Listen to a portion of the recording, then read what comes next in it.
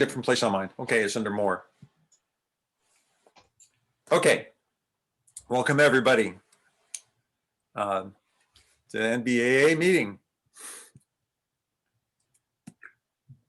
Oops, yeah, let's give them the context. And here's our agenda, same agenda as usual. And Alan's going to be presenting today on charging networks in the USA. Let's start with introductions. And on my screen, Ray, you got there first. Introduce yourself. Ray Alden, same old, same old. Same old, same old. Okay. And I'm Jared Glaser, and I'm still driving my 2018 Leaf, although the lease is about to come up and I'm trying to decide whether to hang on to it or go to something else. There's so many new things showing up. David Heacock. Got the 1985 electrified Avani back running again. Good. And making some plans to change out the whole battery system. We'll put it down again, but hey, gotta upgrade, right? What are you planning on doing with the battery system? I'm working with Thunderstruck, John and Brian, to install these A123 modules out of the, what's the truck, John? I forget what the truck is. I think I can, go ahead. Smith truck. It's a Smith truck. Yeah, I would figure it'd be a Smith. Yeah. I guess they've been working on being able to, control those things, and I think I can get about a 67% increase in range with less space and less than 100 pounds additional weight. So should be interesting. I got to do some more metal work and modifications, but the pack's already sagging in the back physically, and I needed to take all that out anyway. So it bounces around, which is probably not a good thing when you're driving it. So, all right, Alan Soule. Alan Soule, driving the 2018 Model 3. And that's all you got now, huh? That's it. Okay. All right, Joe.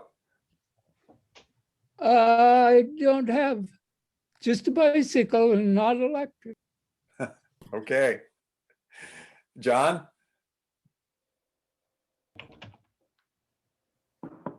You're on, yeah.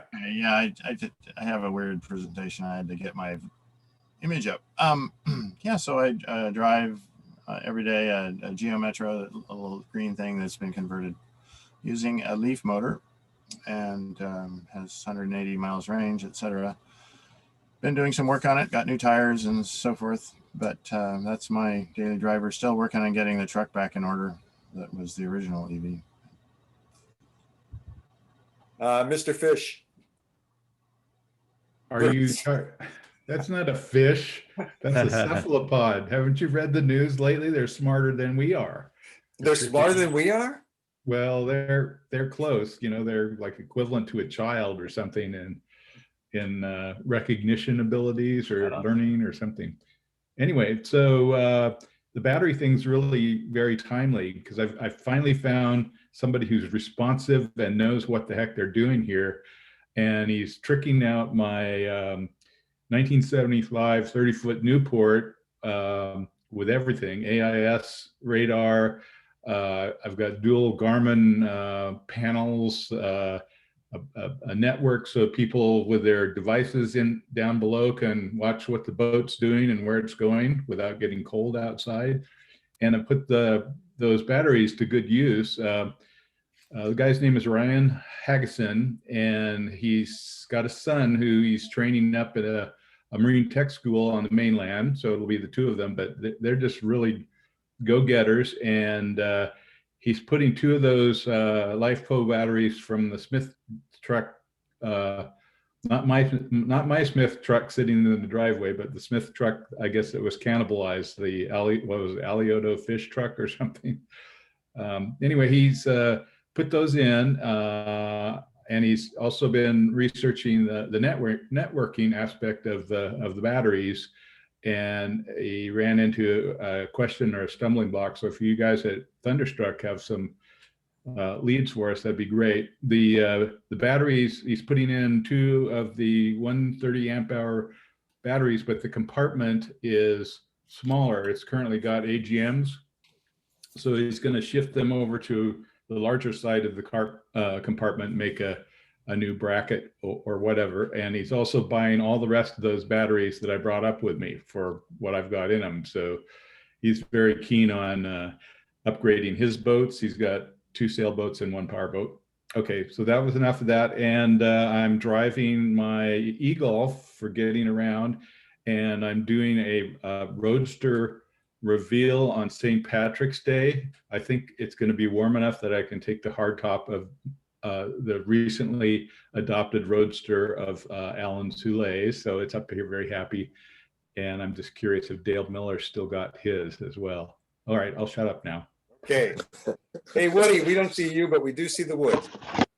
Yeah, I'm here. I'm just kind of dealing with other stuff a little bit, but hi, everybody. Woody Hastings. We still drive when we drive, barely drive at all, but 2013 Volt with a V as in Victor. And yeah, that's it. Okay. Al McLaughlin. Al McLaughlin, Petaluma, drive a 2019 I-Pace. And Dale. I currently have a 2017 Model S. I don't have the Roadster anymore. I sold it back to Tesla, hoping that eventually might be able to get new Roadster. But, yeah. Are you driving very much, or are you just collecting? No, I'm not driving that much. Yeah. With COVID, so yeah. All right, Lowell, you're up. Yeah, driving my 2014 Tesla still. I also have the Leaf, which I drive once a week or twice a week when I go on bike rides, but that's about it. It's the only one that has a trailer hitch on it. I've looked into getting a trailer hitch on the Tesla, and one of the problems with it is that I don't know this from a friend, that it grounds out on when you go over large bumps. Huh. So it's not probably the best idea, but I didn't know you could put a trailer hitch on a Leaf. yeah, absolutely. In fact, I did it myself.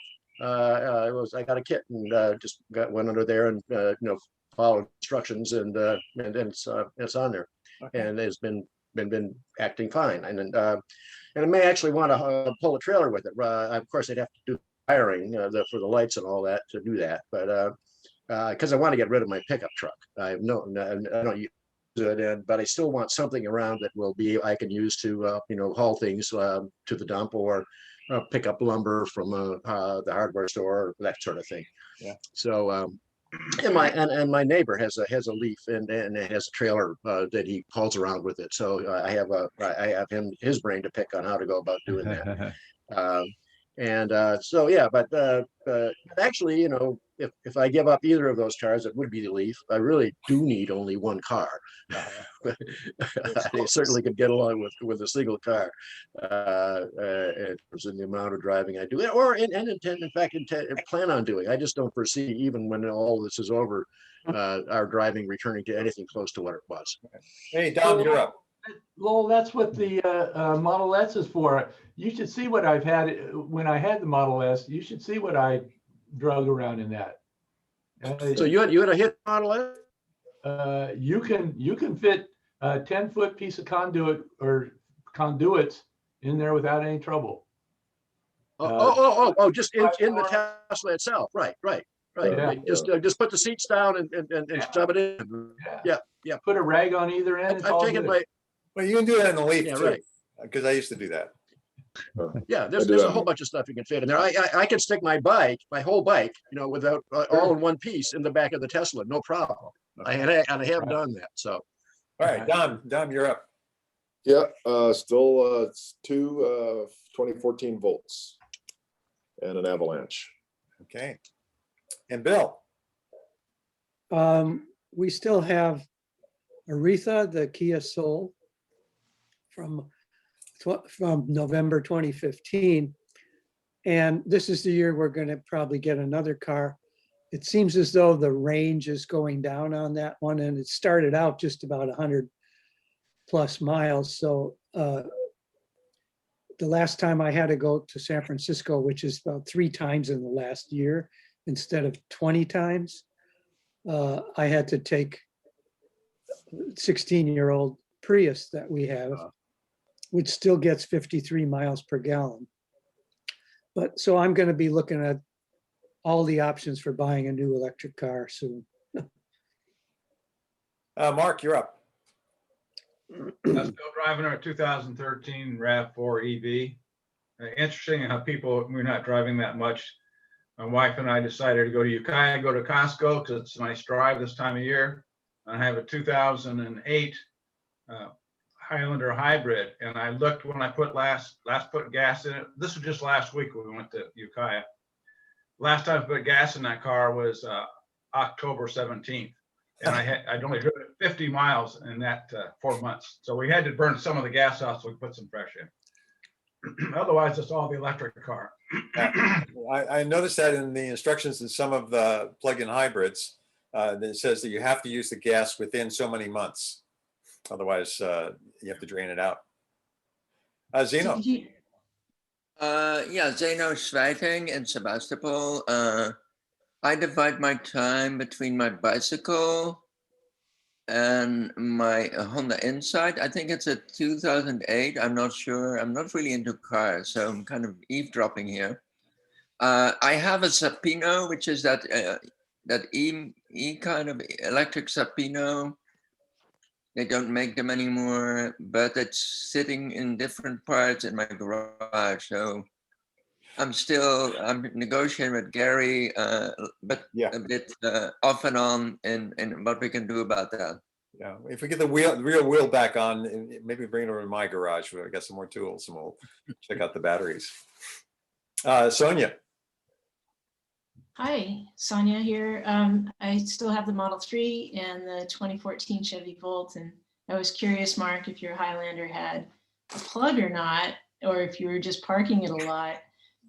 But yeah, the Volt kind of, reminds you as well that you have to burn off some of the gas when you're not using it, which is kind of a curiosity. Also, I'm really curious if anybody is looking at the new Mustang or some of the other cars so that we can learn about other cars other than Teslas going forward. Caleb. And my sister's looking also for SUVs. All right, Caleb, what are you buying now? So I have a 2015 BMW i3 that hasn't been driven in, I don't know, 3 weeks. We have a Honda Odyssey, and we're looking at a Model Y actually. So. All right, Andy, you're up. Yeah, I'm Andy Ferguson in Petaluma. Hope you can see me. Yep.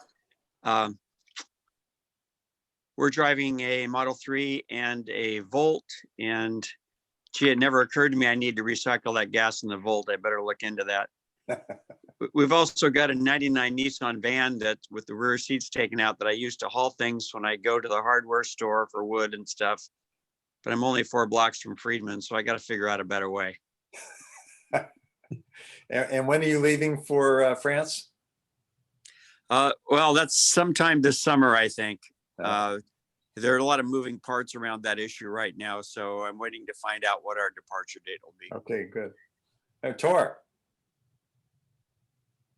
Yeah, hey, let's see. I'm finally turned in a Bolt 2017 Bolt EV and got a cheaper deal on a 2020 Premier model Bolt. So then we just took it up to Portland and back, which is another story. But otherwise, not driving much. All but right. it's fun to take a road trip, obviously. And Mike.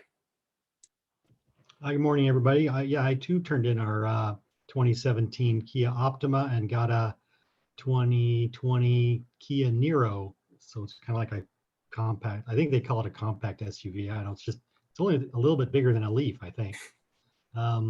But so far, great. So it's all electric, has all the latest bells and whistles, and so far we're really happy with it. Well, you can fix a dog kennel in the back. I know for sure without putting the seats down. Yeah, we measured that one time. Ben. Let's see.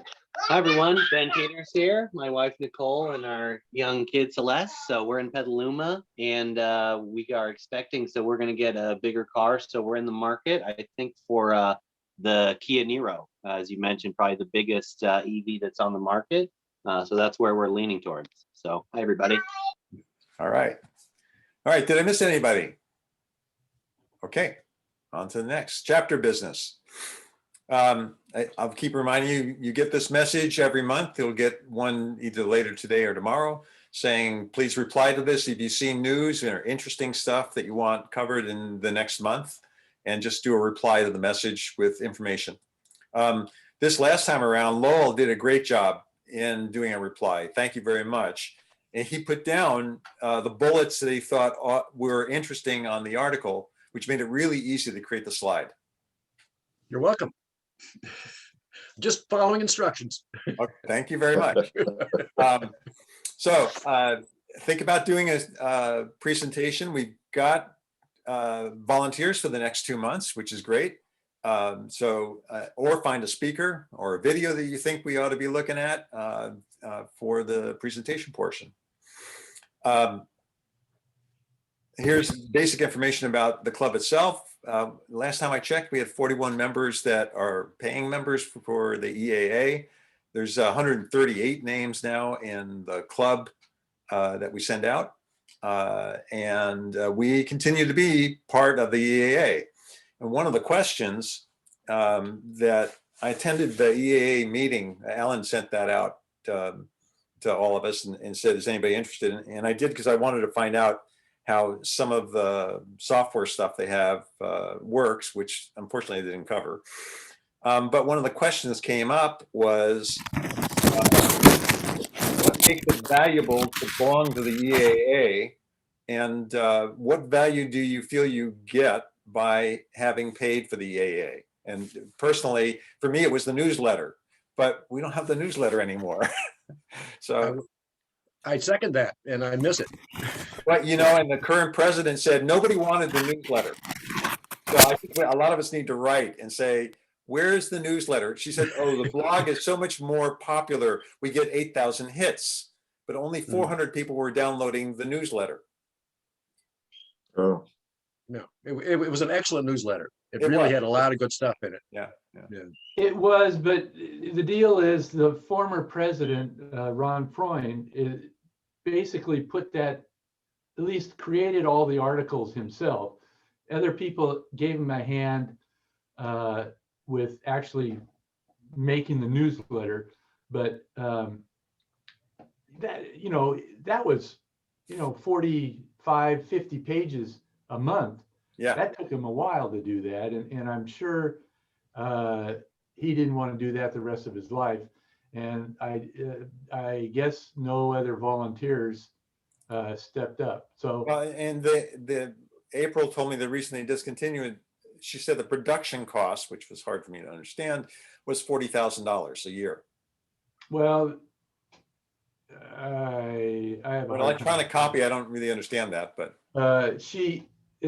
that used to be the case when they provided a printed copy as well. Yeah, and they discontinued that. I'm under the impression that they stopped printing it altogether. They did. Yeah. So I don't know how the 40,000 comes in there. And I'm going to keep paying for my membership. Others who do pay for your membership, is there any specific value, or just it's a donation? By the way, it's a 501c, and so this is tax deductible. I think. Sorry, I was just going to interject. One of the things that I'm not sure they still have is the liability insurance with associated with a chapter. That's a big one if you're. Yeah. The liability insurance anytime that you're demonstrating or anything else in an event. There's a lot of things for the club, having members that come in. And also there's one other benefit, which I didn't do anything for me, was you can join the credit union through them as well. And in the case for you, Bruce, I don't know how we did the Zoom license, whether we bought it independently, but had we bought the license through, we sent the money in, exactly the same amount of money, through the EAA, then the license would have given us more capabilities. That is, there's another tier in Zoom, and it would take us up to the business license level. I'd like to add one more thing. I think my number one is what Bruce mentioned, the liability insurance, which gives us the opportunity to do events, which, you know, we're not doing this year, but hopefully will next year. You know, the other would be the promise of greater visibility going forward. And I feel like the EAA as a national organization has not reached its zenith.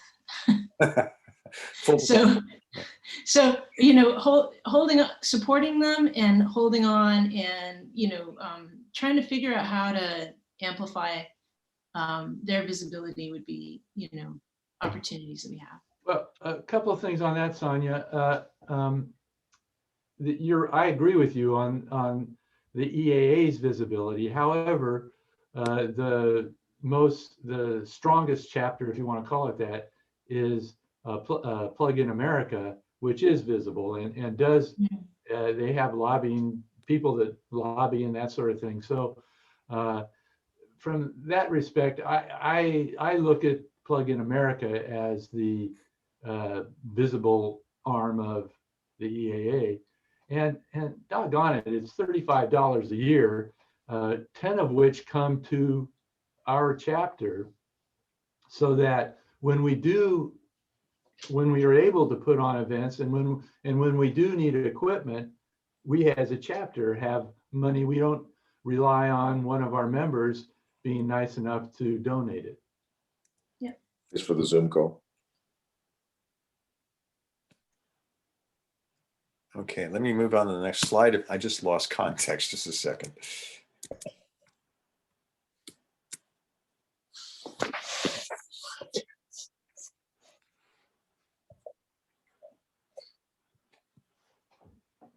Yeah, there we go. Okay. Oh yeah, I had another slide on this. Yeah, and by the way, there are currently 20 EAA Zoom licenses. So if we wanted to use one of the shared licenses, we could without buying our own. There are a number of other chapters that are buying their own licenses through the club. And one of the other things is, which I didn't know, we can have multiple admins on the electricauto.org. And we kept looking, I know Lowell, you are, Alan is, and I'm not sure who else are admins, but on the site, we can have additional people taking care of things on the site. And let me get back here again. Okay, new president. Now, we brought this up last time around. Alan is retiring. So we came up with this idea. It's a one-year rotation beginning on April 1st. And there's a president emeritus, a president, and a vice president. That is the person who's going to be succeeding the president. So the emeritus sustains the consistency. President's going to do what Alan's been doing. And then somebody has a whole year to work up to saying, okay, I'm going to do it for a year. So that's the proposal on the floor. Any discussion on that? Nobody? Sounds good to me. All right. If we're going to do that, then here's the volunteers. How were they volunteered? What's that? Maybe I don't want to know. That's great. Okay. It was an offer. It was an offer I couldn't refuse. Yeah.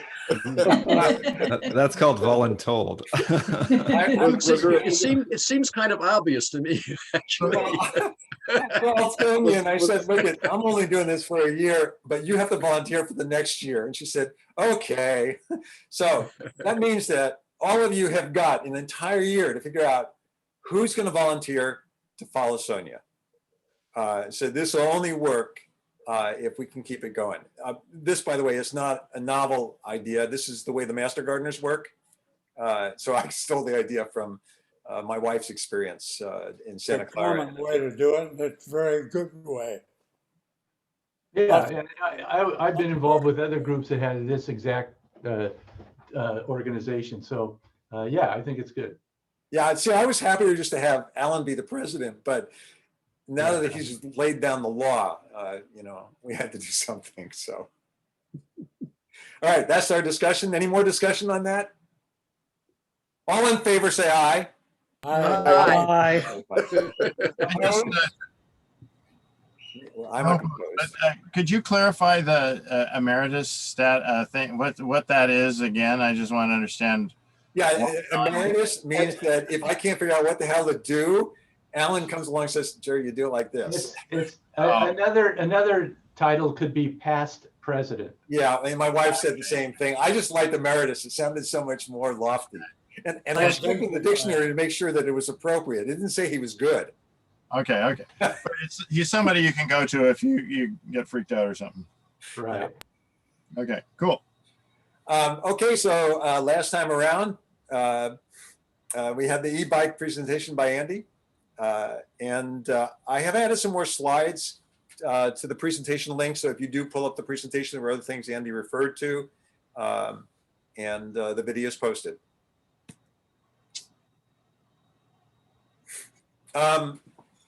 Announcements. Did somebody send this one to me or did I pick it up? So Sonoma Clean Power has an e-bike incentive. Now this is actually for those of us who cannot afford e-bikes, basically. It's for class 1 and class 2, which I now understand what class 1 and class 2 are as a result of Andy's presentation. So this is under 25 miles an hour, I believe. And you have to actually be a Sonoma Clean Power customer. Sorry, Bruce. Sorry, Caleb. And you have to either be signed up for CARE or SNAP, or I don't know what CAP-I is, or WIC, or Head Start, or other financial assistance programs. And at that point, it's $1,000 towards an e-bike for any bike costing up to $3,500. So if you do know people who want, you know, I assume nobody here fits in this category. You know, we all have electric cars, so I figured that's probably part of it. Whoops. Oh, that's an offer. Okay. In the news, Sonia, I think you sent this one, didn't you? Yeah, I did. And I just read through the March email list to get oriented so I could speak to this. So, you know, I've never seen data on the number of plugins that exist per thousand. I think usually we're dealing with the number of sales each year per thousand, and we get used to the fact that I think it's you know, hitting 8% in California at a sales rate, but how is it replacing the fleet? This gives you a little bit more of a sense of the rate at which it's replacing the overall aging fleet of cars across the US. And so, you know, if I move the decimal, 1.2% of all passenger vehicles are EVs in California. As of 2018, and 2020 numbers are not out yet. Right, so let's assume possibly that doubled. Yeah. The interesting thing that I think going forward to be looking at is, will we follow like the Netherlands, for instance? Let's not pick Norway, let's pick like the Netherlands or something like that, and have a huge inflection point at this point and get to, you know, those much higher numbers really rapidly. You know, we don't want to underestimate how quickly this might happen too, as we're estimating. Yeah. I think, Alan, you sent this one to me? Oh, yeah, it's just another state has passed this zero carbon by 2050, and it includes some EV programs. So it's just, you know, another sign that we're moving in the right direction. Yeah. Yeah, I read the article and talked about shutting down coal-fired power plants within 3 years as well, which is, I don't know how many they have in Virginia, but you know, it's a different move. By the way, New Jersey's done this already. I forgot what other states, and there were 3 others here that are considering it. This was interesting. I think did I find this one, or somebody else sent this to me? Not me. And you know, I found this interesting for this reason. These green scores include scores resulting from the environmental impact of manufacturing the vehicle as well. So these are cradle to grave green scores that are done every year. And there's actually a score also of the worst ones. And I was surprised on the Hyundai coming to the top, and the Mini Cooper. Petaluma is the first city to ban new gas stations. What do you want to speak to this? You're going to give a presentation on this next month, right? That's that is correct.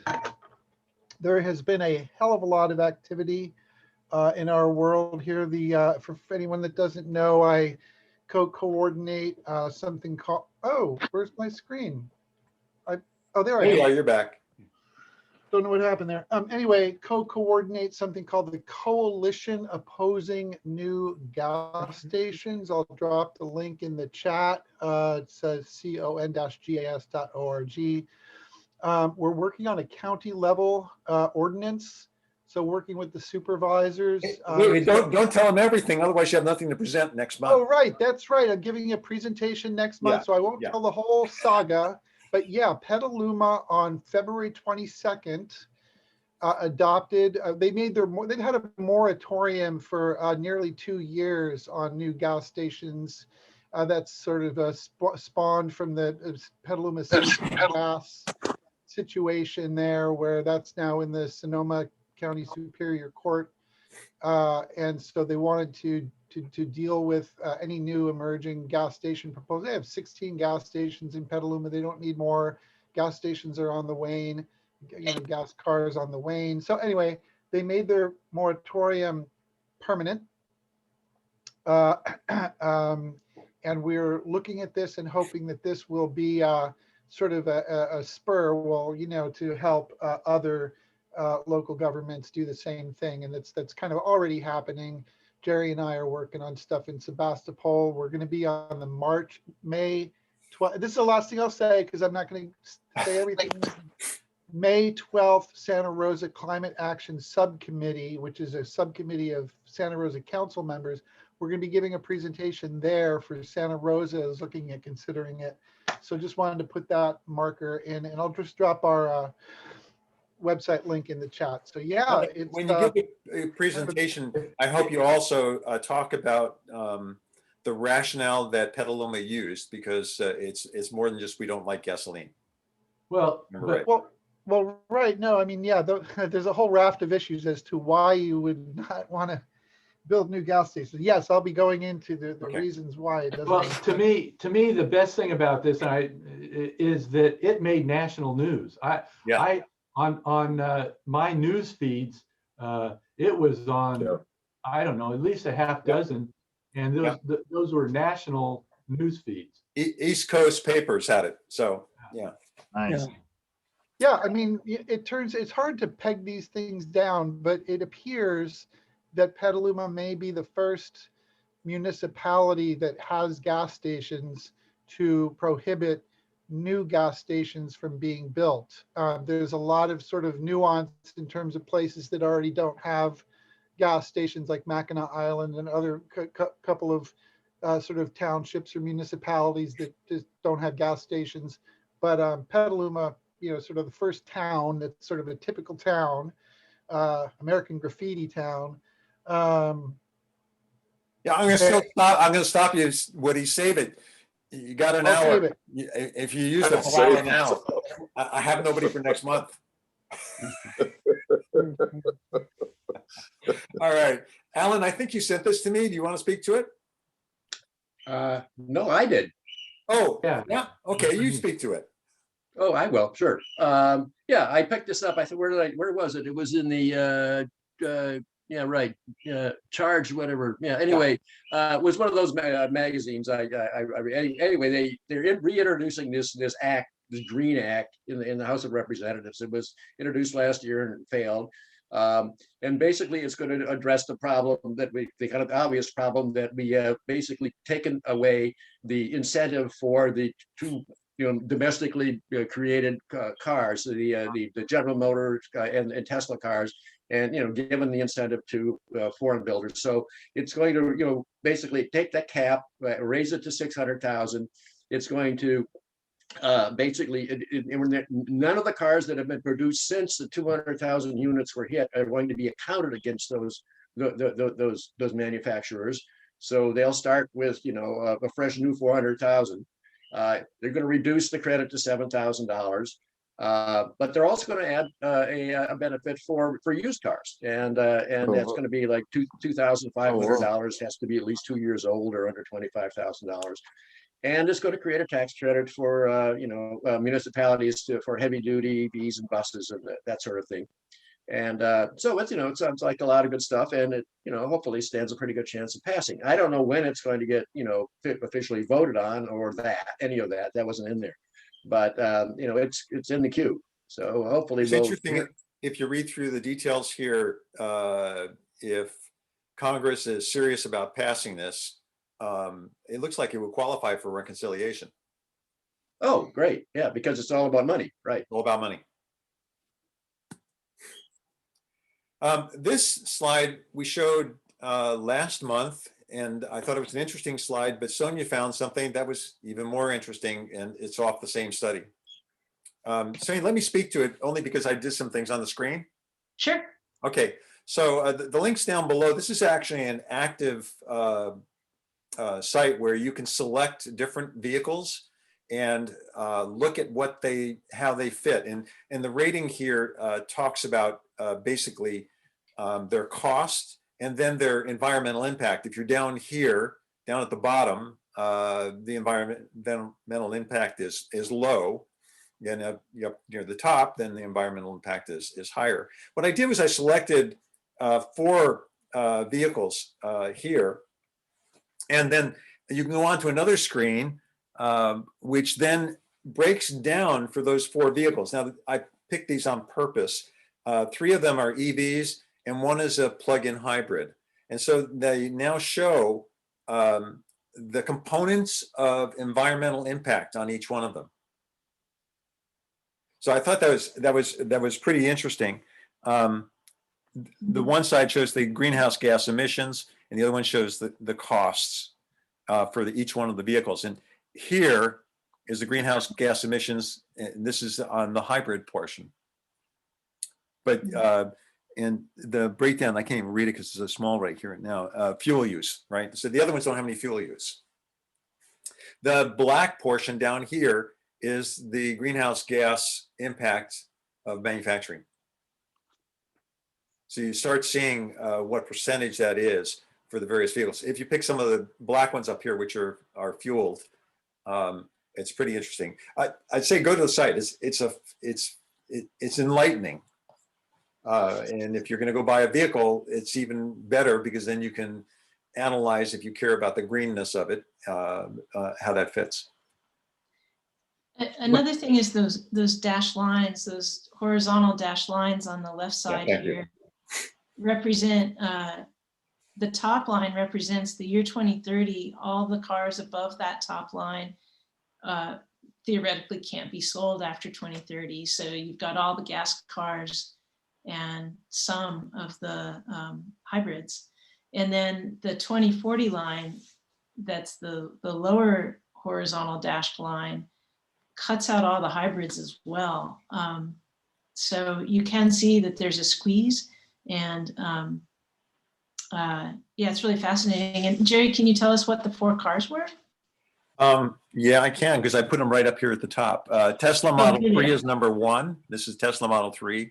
This is the Nissan Leaf with a 40 kilowatt. So that's the 2018 model.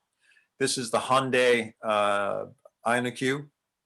And this is the plug-in version of that same vehicle. So you can look at it right here.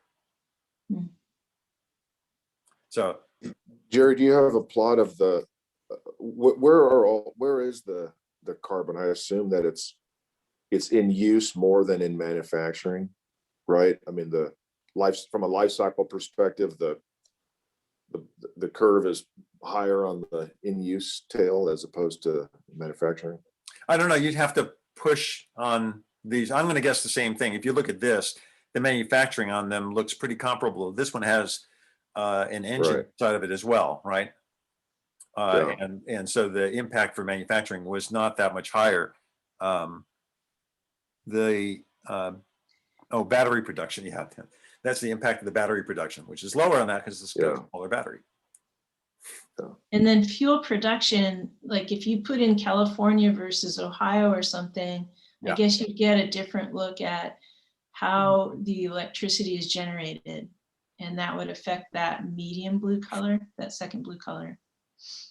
I thought it's a really, and this is only one of this is the one on cars. I know the MIT has another carbon calculator counter that they've been using for, if you do this policy, then this will occur. Anyway, I thought it was really interesting. The link is there on the, if you pull the presentation up, and we'll send out the link to the presentation. And Zeno has pointed out that I should make it so that you can get the presentation when you go to the YouTube channel. And I've been modifying that too, so that there's a link there you can click on that will take you to the presentation. And you don't have to be a club member to get these. These are all publicly available. Jerry, I have one question regarding the chart you just showed. Yeah. When going back to when we had the tire manufacturers presentation. Yeah. Was it my misunderstanding that perhaps besides particulate tire wear pollution, was there any greenhouse gas I didn't get emanating from tire wear? Yeah, does anybody else remember? My impression was, I don't remember. The major thing was the pollution as a result of the population of plastics, basically, and the particle. All right, thank you. It's in the air, but it's not necessarily a greenhouse gas. Right. Alan, you sent this one? I did. So I'll get into Electrify America a little bit more in my presentation, but they've teamed up with utilities, I believe it is, in Arizona to put in 5 charging stations, each with 4 chargers. And so it's just happening around the country. I'll get into it in my presentation, but the key for me on this particular article wasn't necessarily this one place, but the fact that Electrify America has created basically a sub-unit as a fully operating unit called Electrify Commercial. And what Electrify Commercial does, it offers its services to other entities in order to put charge stations and charge systems in place, because there's a lot of skills that you need to do this. So, what kinds of devices would you use?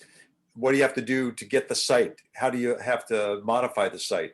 What needs to be done on a legal level? They had to do all of that so many times that they now have a bunch of people who are experts in it. And so they're offering this as a paid service. I don't think they donate this out as consultancy. This one's from me as well. I told you that in previous meetings that I attend these StorageX seminars from Stanford. They're fascinating. I picked this one up because they've talked about solid state. They've talked about all different things. This was one of the professors who's been doing some studying, and his was the fireproof lithium-ion batteries. And the first thing that he did in his group was they introduced coatings on the separator in the battery. Now, if you remember the presentation I gave a year and a half ago now, on batteries, the separators in the middle there to keep things, keep the electrons from moving across. So they put a fireproofing material in there, and if a fire starts, a dendrite goes through and starts a fire, it actually puts it out. It actually cools the battery at the same time. And so what they found was if a fire started, it continued to provide electricity, put the fire out, and cooled down the battery. And while he was doing this, he was looking at something else, which was the copper, which is the collector on both sides, either copper or aluminum. And the thickness of the copper, which adds to, makes a worse energy density in the battery. So you want to make it thinner, but if you make it thinner, it falls apart. So he came up with this idea of using the same kind of polymer that he was using to stop the fires and build a framework for the copper or the metal and infuse that on both sides with kind of wires in between. And what he's done is he's reduced the weight of the batteries and the size of the batteries as a result of using polymers instead of the metal, and reduced the cost because we're short on copper and aluminum. Well, not aluminum, but copper. And copper is pretty hard to come by, and it's the better metal for using this. The thing that was, I thought, exciting about this is batteries for the last 10 years have improved at about 7% in cost or weight in performance per year. He said, this one set of changes will have a year-to-year performance improvement of between 16 and 26%. So that's a big improvement in batteries. And this is a chemistry that could be used in just about every lithium ion battery, making them both safer and lighter. And less expensive. So I thought it was very cool.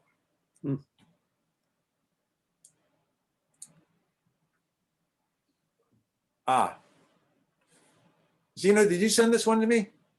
Yeah, I did. Yeah. So yeah, this is a very different kind of study, more like economics or social sciences. So what people are interested in is how economic decisions in a household are affecting each other. So you have like, if you buy a bigger television for one room, it tends to be your next television for another room is smaller. If you have two children and they're both male, people tend to have a third child more than if they have a male and a female child. If you have a spouse who starts working, the spouse is working in another field to reduce the risk, the economic risk of the family. So there are all these correlations of economic decisions in the households. And this one looks at families that have more than one car, and how does the choice of a car model affect the next car after that. And so I mean, I don't know anything about this world really, but apparently 75% of the cars are bought by people that have more than one car, or by families that have more than one car. And they found that if people buy a more efficient car, that affects their choice for the other car, the next buy after that. And that car tend to be less efficient. So, and this is not apparently according, so this is a study that is funded by the California Air Resource Board. And it's done, it was published in RAND Corporation, Economics Magazine. And it was done by like 4 different universities, many of them were here in California. So this effect was like 57% reduction in the benefits of the fuel benefits of buying a more efficient car in this study. Yeah, so this is just one group of people that they're looking at. So I thought that was kind of interesting, that if we want, for example, the Cash for Clunkers program, and you say, well, people replace that clunker for a so much more efficient car, you have to also include how that decision affect their other car buying behavior. Yeah, what I got from the article also was that the people, a lot of people who bought EVs, if they had a second car, ended up using, and then we get an SUV as a second car, for instance. And that was why it said the environmental impact, the positive environmental impact of getting the EV was often reduced by 57% as a result of their buying habit for their second car and their Right. use habit, right? Yeah. And then there was some other results here. So we all kind of know that we drive more if we have a more efficient car. And that was confirmed in this study that people that have a more eco-friendly car, they start driving more. Maybe because they pay less for gas or they feel virtuous. And so that is kind of an issue with going all electric, because there's a lot of other impacts, societal impacts of driving that are not just the greenhouse gases. It has implications for policy. Definitely. Yeah, so that's something that we need to have in mind. And then the other thing that the study did in COVID, so apparently in COVID, people have bought less efficient cars and larger cars because of COVID. And so we know that public transport has gone way down. People were afraid of meeting other people. So this may be a temporary thing, but that was the result of COVID, that people are buying, move towards the bigger car, the less concern about efficiency, maybe because gas prices remained low or went even lower in COVID. So this next slide.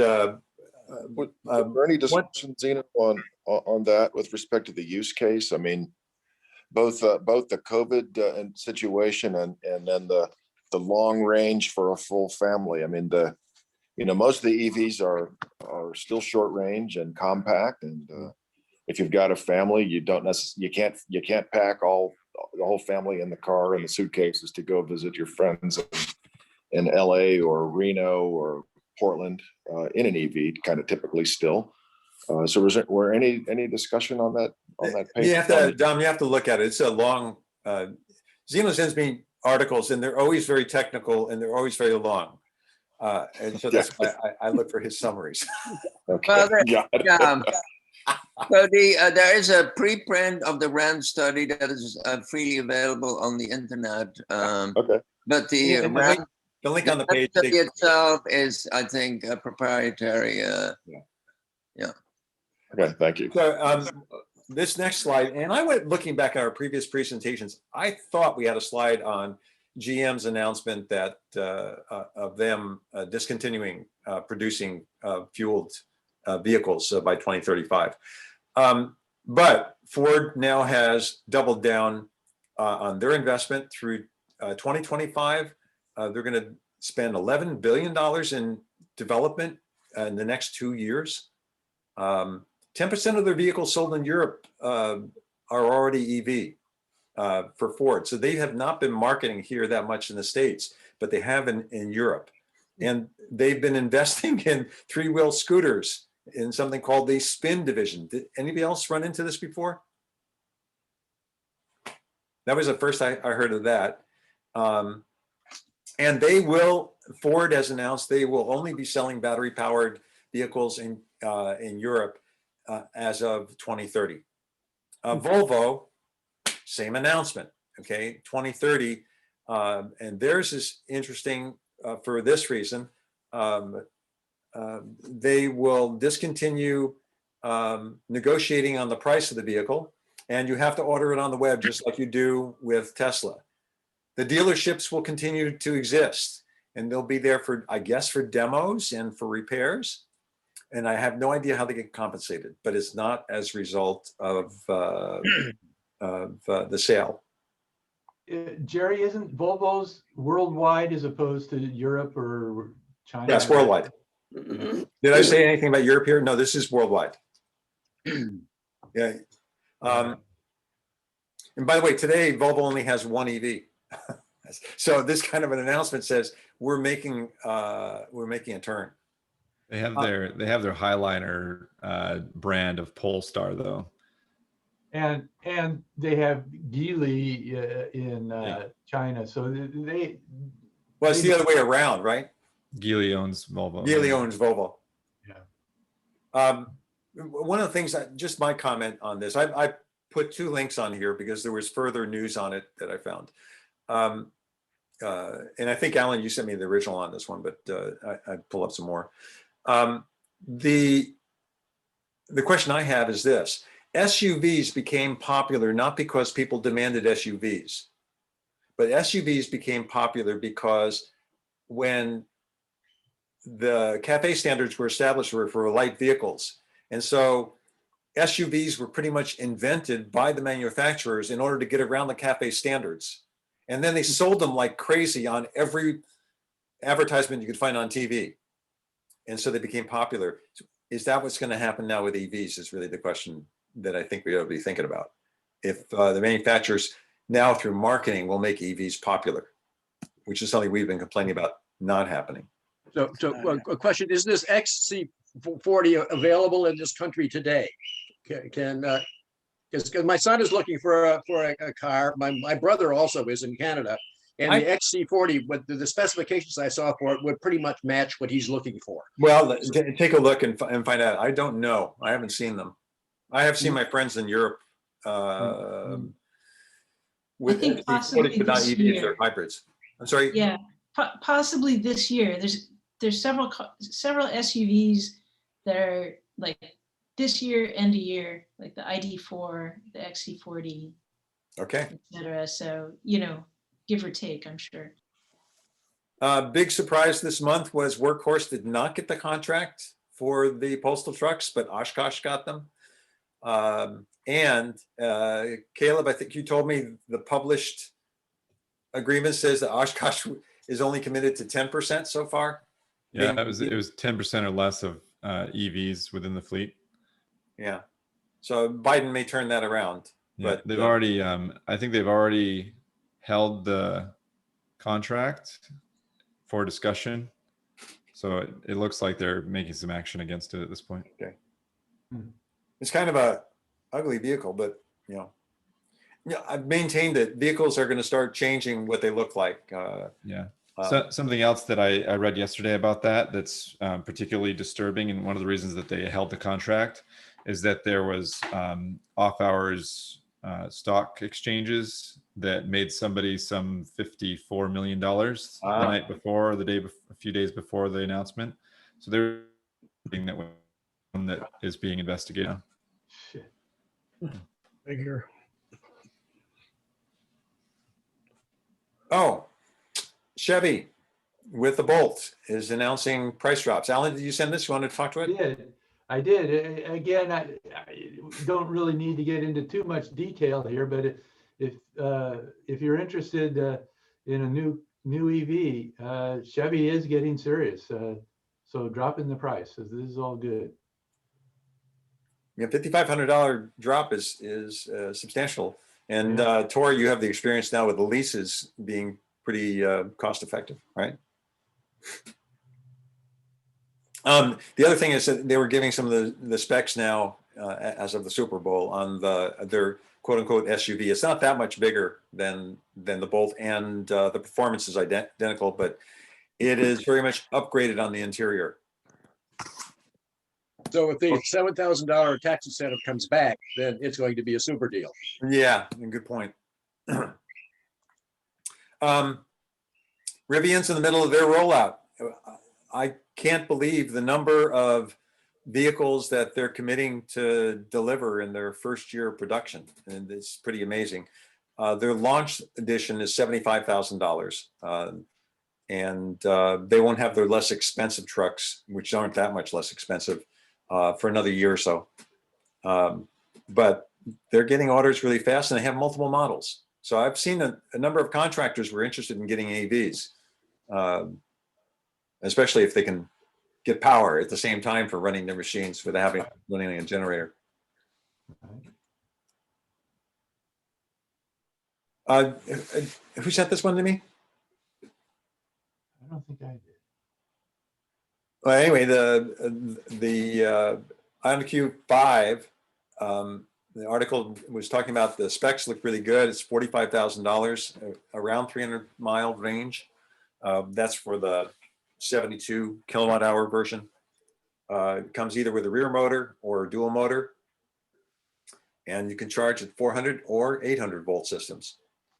So it looks like it's becoming one of the, well, first of all, I'd say it was the greenest of the vehicles, and the performance looks pretty good. So Tesla's going to get its run for its money with a whole bunch of manufacturers that are late to the game, but are all trying to jump.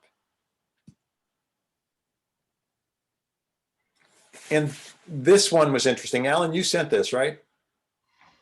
Yeah, but I thought it was last month that I sent this.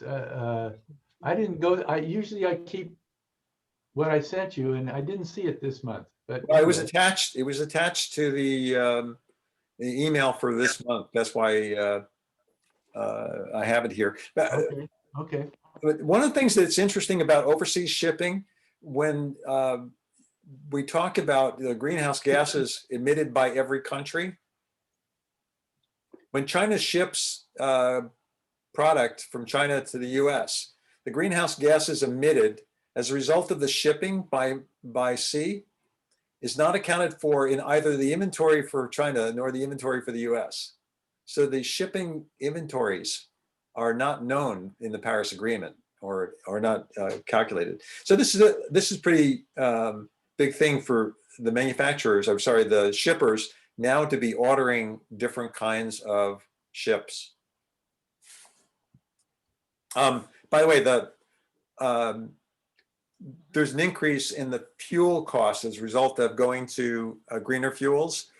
And the numbers were really large, but I thought this was really cool. It says a flat screen TV would cost between 50 cents and $1 more as a result of the newer fuels. See, that's the thing. We in that previous, this was a year or two ago, when we talked about this, I think you can ship a sweater made in India to the US for 10 cents. So, it's not affecting anything. Yeah. Right. Yeah, Jerry, I'm just curious, the thought of, we've talked about hydrogen fuels, and I was just thinking, I've never been around for a discussion of hydrogen fuels for shipping. And it would just be interesting because essentially you could manufacture hydrogen at a port, over, constant, even solar, a huge solar array, just suck it out of the water and put it into the ship, right? One of the things, I Put on the ship. The Storage X sequence actually covered that, and there was a presentation recently where you get the different views with these guys, and one of them was a half an hour-long presentation on hydrogen is the solution of the future, and then explain why hydrogen is the solution of the future. And in fact, it was Bill Gross of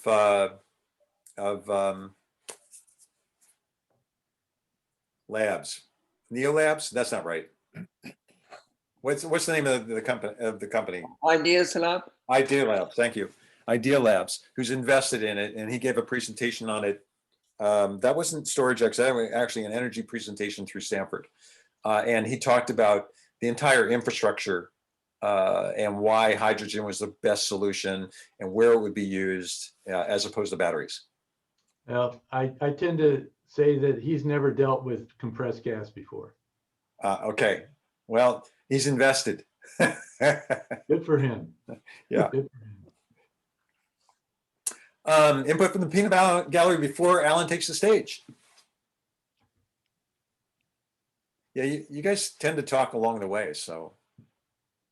Can you explain what this is again? Because I never got clear about it. So when 2 years ago, 2 years ago, Alan would come up and he'd have a slide, and I followed Alan's pattern, but instead of having a page on each one of the lines, he'd have a line basically, and then he would talk to it. I thought this was a different format, and we might discuss it for a little bit. But then always somebody would want to talk about their vehicle or a problem they had or something interesting they saw in the news that wasn't there. So we didn't all send news to Alan, right? Alan I think I just called it open discussion, right? Yeah, you call it open discussion. Yeah. So this is open discussion.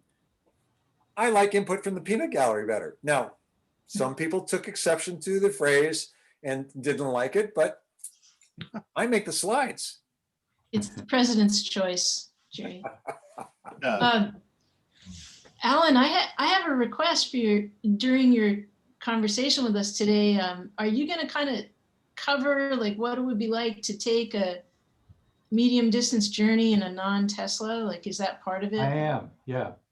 I'm really curious about, getting to that point where there's not so much disadvantage in getting a non-Tesla, That I'm covering specifically that.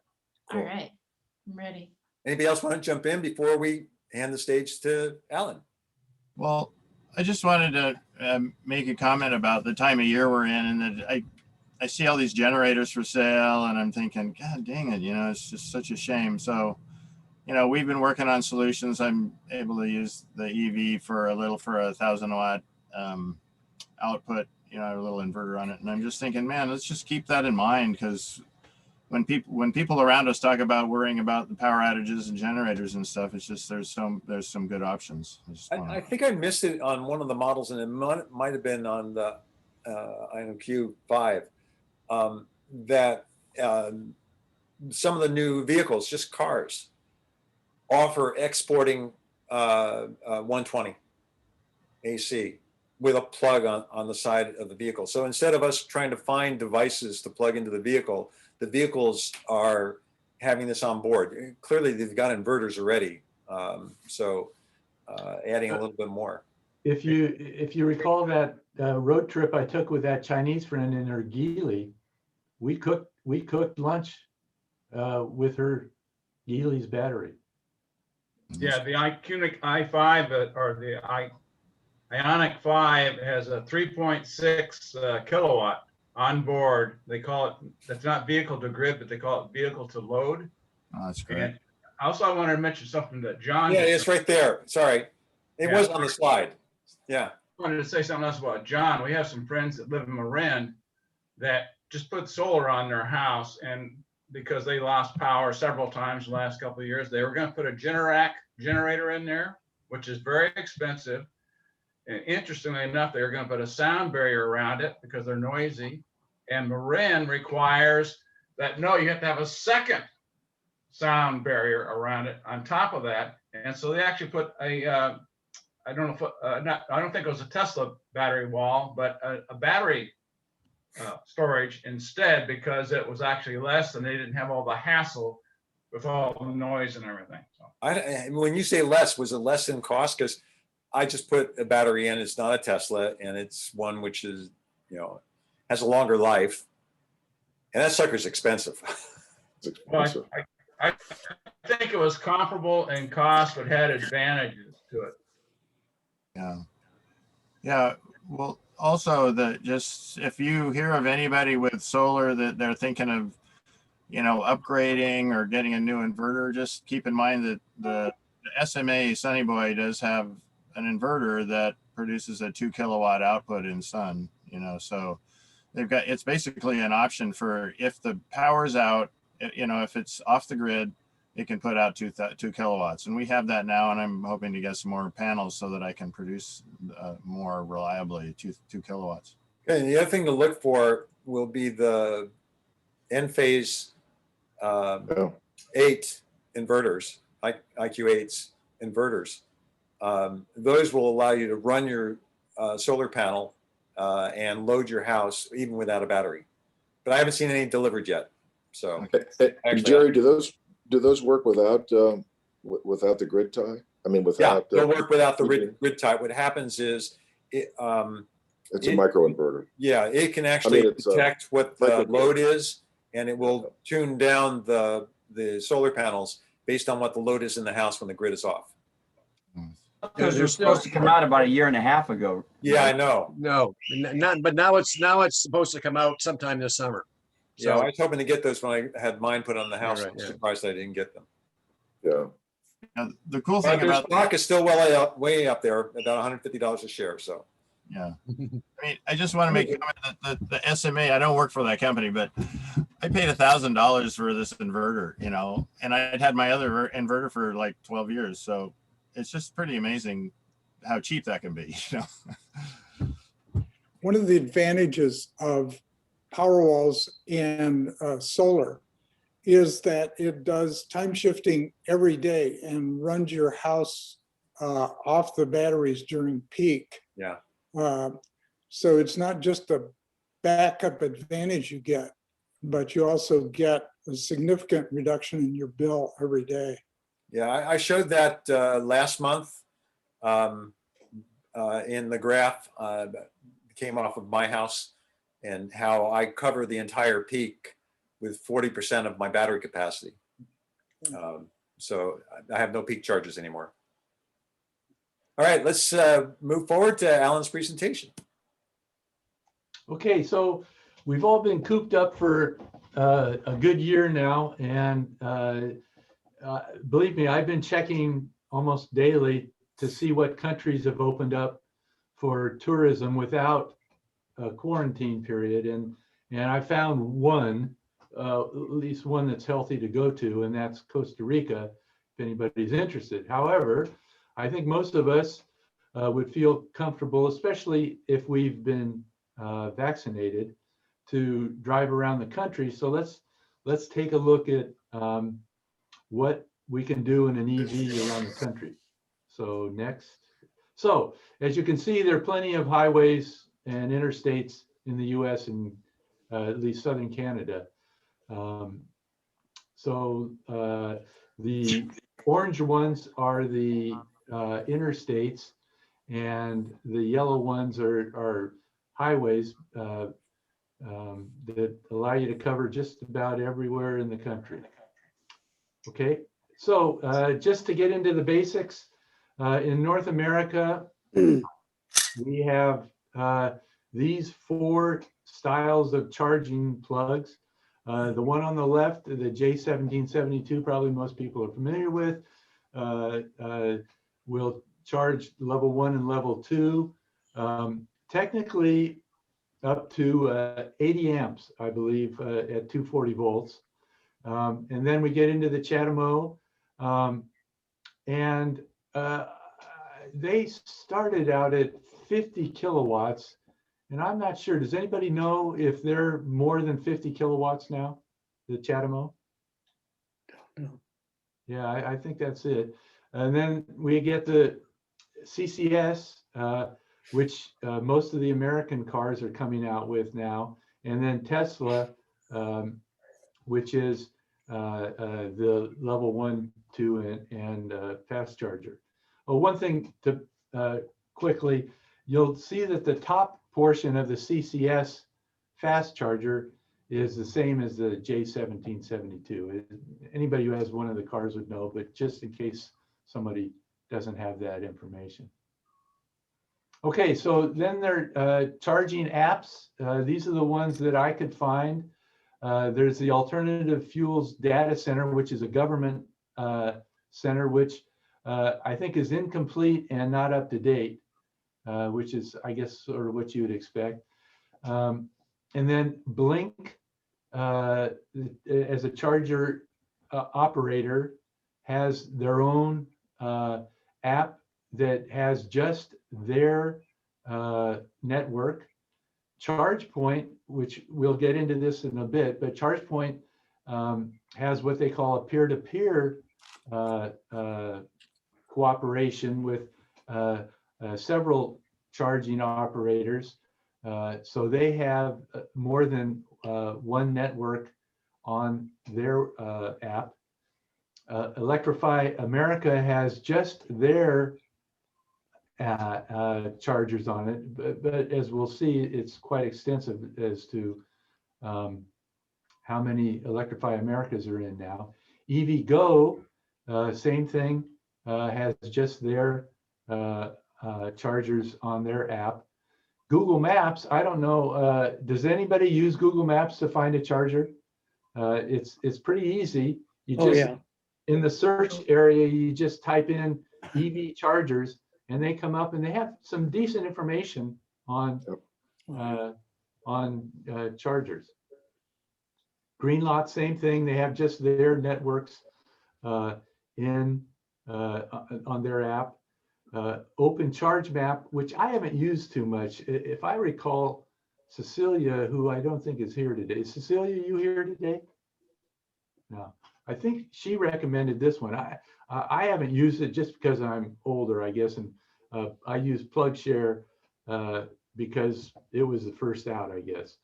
And then those both Open Charge Map and PlugShare are not operators, so they have as many as they can, many charging stations shown on their apps as they can. And then of course there's Tesla's website and the Tesla mobile app. Yeah, see, Alan, I ran across another one the other day called ChargeWay. It's an app that I can download to my phone, and it's pretty good. Okay, I didn't see that. All right. So then I went through on PlugShare and went all over the country, at least a dozen. What I did is I filtered out everybody, but Blink or Electrify America or EVgo. And I checked at least a dozen charging chargers around the country, and was very surprised to see when you read about Blink as an example, you think, oh, well, they're all going to be 50, or in this case, 54 kilowatts. No, I would say the vast majority of Blink were 20. Electrify America is all 350, up to 350. EVgo was very like Blink did, and they were, I didn't find anything over 50 kilowatts. ChargePoint was between 25 and 125 kilowatts. Greenlots, 50. And for Greenlots, I didn't find any that weren't 50, so that was good. And then Tesla is 75, 150, and 250, depending on which generation supercharger you get. Does anybody know one thing I couldn't confirm? Has Tesla replaced the 75 kilowatt chargers with higher power chargers? I I'm don't not notice sure them very much anymore, but I'm I sorry, don't know. Sonia? I don't notice 75s anywhere anymore, but I also don't know. Yeah. Hey, Alan, Tesla they're in multiple hotels too. When you go to hotels, there'll be those little portable, those, the level Destination 2 chargers. testing. I'll be covering that, yeah. Oh, okay. So yeah, I'm starting out with just the fast charging now. Yeah, okay. So here's an overall map of yes and Chatamo fast chargers. I'm going to get into more detail in the next slides because this one doesn't show all of them, but I just wanted to give an overall impression of the US and what areas are pretty well covered and what areas are not. As you can see, eastern Montana and northern Wyoming and the Dakotas are not too well covered, but the more detailed maps will show that there are some in those areas. So starting out here in the Southwest, you can see you can get just about anywhere you want. Again, this is with CCS and Chatamo, with DC fast charging. You may have some trouble down in New Mexico, but and then also from Nevada on Interstate 80, from there to Salt Lake City. But what I did in cases like this, when I've taken early road trips and there weren't near as many superchargers there are now, I would just plan on spending the night at a hotel that had a level 2 charger in an area that didn't have a fast charger, and it worked out pretty well. Okay, next. So as you can see, on the northwest, on the western part of the northwest, there are quite a few fast chargers. And then again, you can head east and get through Idaho pretty well. But when you get to Montana, the eastern part of Montana, getting over into the Dakotas, it's sort of sparse, and nothing in South Dakota, according to PlugShare. You could use, just a second, Jerry. Sure. You could use that theory that I just gave. If you can find a level 2 charger somewhere near that Miles City, you could go from Bozeman to Miles City, spend the night there, and then get to Dickinson, North Dakota. Then the Midwest and the north part of the Midwest and the East are pretty well covered. So then same with the East Coast, you shouldn't need to worry about getting around on the East Coast. There's a little bit of trouble. I believe that's Interstate 40, I believe it is. It goes through Shreveport. Yeah. Nothing there, but if you get down on 10 through Mobile and New Orleans and Houston, you're covered pretty well. And then I think the next one, yeah, Florida is highly covered. So, you know, maybe if your heart is set on going to North Dakota or South Dakota, maybe you have a little bit of trouble, or you take some time and use level 2 chargers, which I'll cover here in a minute. But otherwise, both CHAdeMO and CCS, you should be able to take a decent road trip. So here are the Teslas. That's the selling point for Tesla that I'm sure everybody's aware of is their supercharger network. And you could get anywhere you want on superchargers. If you went to maybe northern Montana, you might have to stop at after getting up there, you might have to recharge at RV park or a level 2 destination charger, but pretty darn convenient. So yeah, so doing the same thing here, getting into detail that shows where they are on the interstate system. At first, as I recall, Tesla spaced them out at about 120 miles. Now they're much closer than that. It's incredible. I had a question. Yes. So with a conventional car, you often see people running out of gas and they walk by the highway to a gas station. It's a popular theme in movies. So is there like a service that if you get stranded, that would drive up a recharging kind of battery?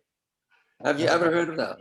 Yes, there is, at least in the Bay Area. I don't know. I would have to do some research to see how many places across the country have it. But AAA, if you're in, maybe it's all California, or just maybe the Bay Area and the Los Angeles area. If you run out in those areas, you can call AAA and they have a truck that can come by and charge you up. Yeah, there was a guy about 5 years ago at one of the EV shows who was showing his device that he was designing for tow trucks to take out to the site and then charge up your vehicle so you can get to a charge station or an electrical outlet someplace. Plus, I've read about somebody who you can schedule. Let's say you don't have a charger at home and this would be worthwhile for you. You can schedule them to come to your workplace, as an example, and while you're in your office working, he'll charge your car up. Now, whether he would do emergency roadside service like that, I don't know.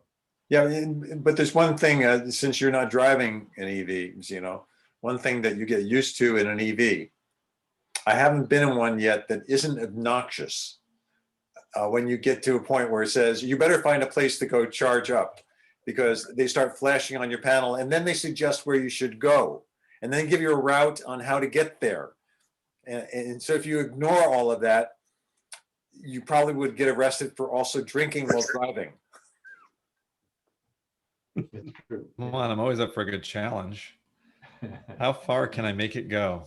Well, you know, I don't know about nowadays, but when Tesla first came out, there were people who did that. Yeah.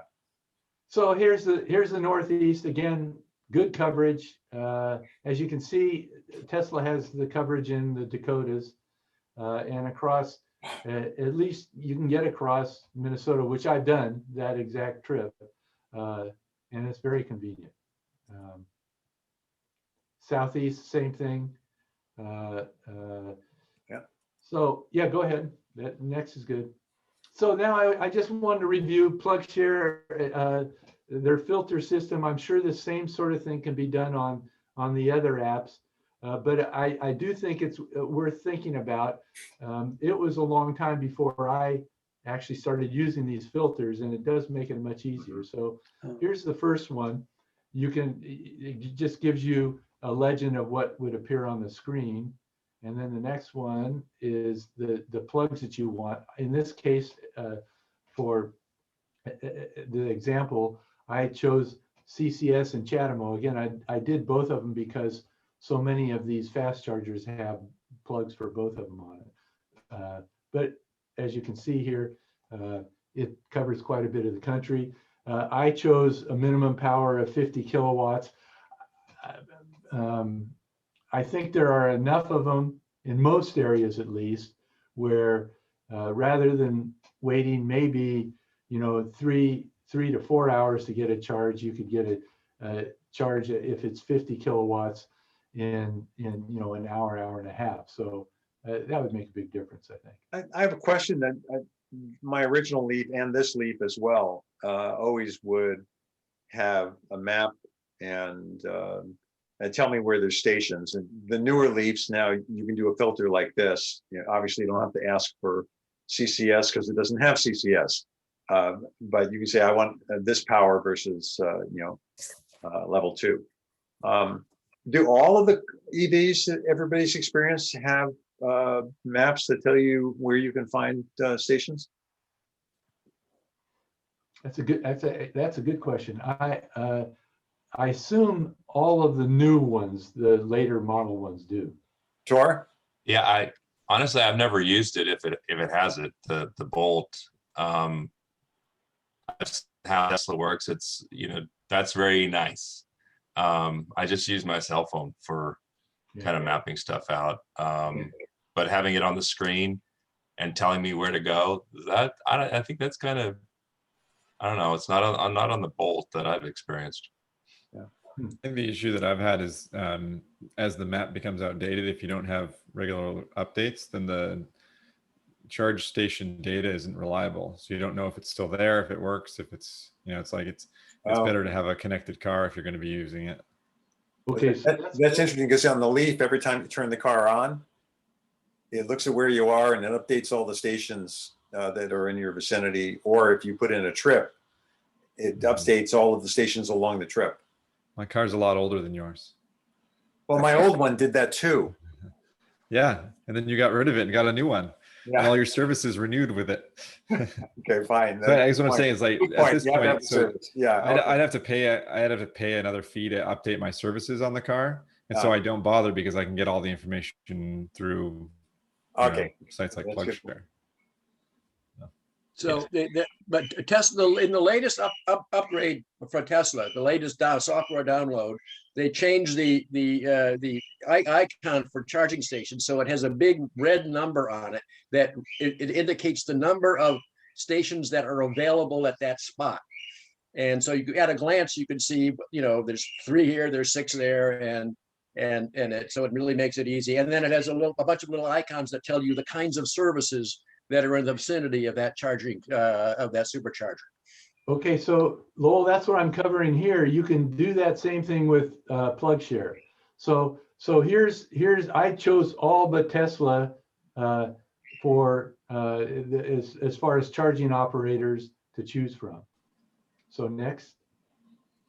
So here on the left there, I did this figuring, okay, this is a pre-trip planning thing. So I wanted to include all of the currently in use locations, just so I know where they are. And you know, in case when you're driving, you can turn that off so that you could choose one where there is a charger available, plug available. And amenities, again, this would be based on planning. So I didn't choose for any amenities with the DC fast charging. Now, again, I could go back and change the filter from the CCS and Chatamo to J1772, and then also click on lodging, and then it would give you the locations of motels that have charging available. So next, yeah. So then on this, I know I've heard several comments from people that have gone on road trips with CCS and Chatamo that yes, they came up to a charger, but it wasn't working. So I chose 9 as something where, in other words, it's highly likely that the charger will be working when you get there. Now, this is another pretty cool thing that I think EV Charge Maps does, that the one that Cecilia recommended. But as you can see, I chose to go from, again, with CCS and Chatamo, chose from Santa Rosa to New Orleans. And as you can see there should be no trouble making that road trip, none whatsoever. And again, that's, gosh, I forgot how many miles it was altogether, but you know, there it is, 33 hours of driving. For me, that's, you know, at least 4, if not 5 or 6 days. And so you're going to have nighttime charging as well. But okay, so next, and I just want to show on this next one, Jerry, there we go. Just, you know, you can, oh, one back, whoop, one back, 2 back. There you go. I just wanted to show that, you know, you can click on it and get the information for the charger and the exact address and so on. So it's pretty good. It's not the only one that does that. So so ChargePoint, I chose them. I had a question. Yeah. So in your experience, where are these charge points located? Is it in urban? Are they along highways? Are they at national parks or Disney World? How is that distributed over the space? It varies all over. As you just saw there, one was a Walmart. One could be at a one of these call it highway service centers. You know, when you get outside of California, there are a lot of on the interstates. You pull off the interstate, and it'll have several service stations, you know, restaurants and so on, and quite often they'll be there. The ones that you see that are concentrated in city areas will be at various locations, parking lots, and so on. Yeah, like around here, you know, Whole Foods, yeah, Lucky's, so all over. Yeah, Walmart has them too. Walmart, yeah. Yeah. So I chose ChargePoint because they have this peer-to-peer thing. So next. So as you can see here, I'm sure you all have seen something like this. Just if you're headed up to, say, the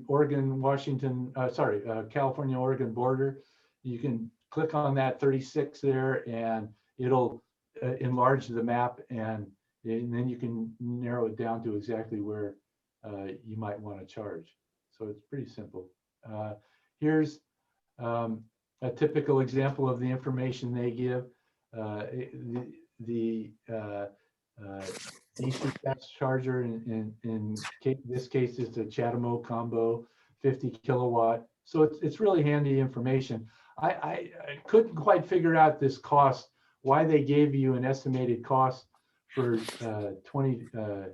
for 15 minutes. I don't know. I doubt that it costs $8 an hour to charge. Maybe it does. Maybe it does. I haven't used them, so I'm not sure. And a lot of this, I just did use, I signed up for the study for how to finance the highways with your EV. And my part is through ChargePoint, and I have to charge up once a month someplace. So I charged up in Sonoma at a level 2. And I got charged $1 an hour, and it would have been $4 an hour after 4 hours. But that wasn't ChargePoint. It was for the people who owned the parking lot. Right. Yeah. How much is I didn't do the math. How much is 50 kW in miles per hour? Is that 150 miles an Or hour? it should be 200 miles in an hour, something close to that. Yeah. Figure out 4 miles per kilowatt hour. Yeah. Yeah. So maybe that's right. Maybe that's what it is. Yeah. Yeah. So and they have a very good, informative app there. So if I'm taking a road trip in a non-Tesla, I'm getting the Plug Share app, and the ChargePoint app at least on my phone, and the Electrify America. So which I believe is next here. Oh, okay. Sorry. Here's the peer-to-peer. So here, here's on the right-hand side, you can see the other charging operators that you can pay for, you can find and pay for through your ChargePoint app. So it's pretty good. EVgo's big one. There's Green Lots. So pretty good. And I have used on a level 2 charger the ChargePoint app to pay for it, and all you do is just tap the phone on the charger and it's going. It really worked well. I've got to check my phone because I think I have that as a result of this study that I'm in, and I haven't ever tried to use the phone to. I have all the cards sitting in the car, so I haven't tried to use the phone. I think I opened my app, and that may be a requirement. Open the ChargePoint app. But then I just tapped it and it worked well. So I also want to show separately Electrify America because they are staying separate from all the rest of them. They do not have peer-to-peer, but they do have good coverage across the country, and they are very good chargers. So they're advertising a newly redesigned app that has all the information. Is it a currently in use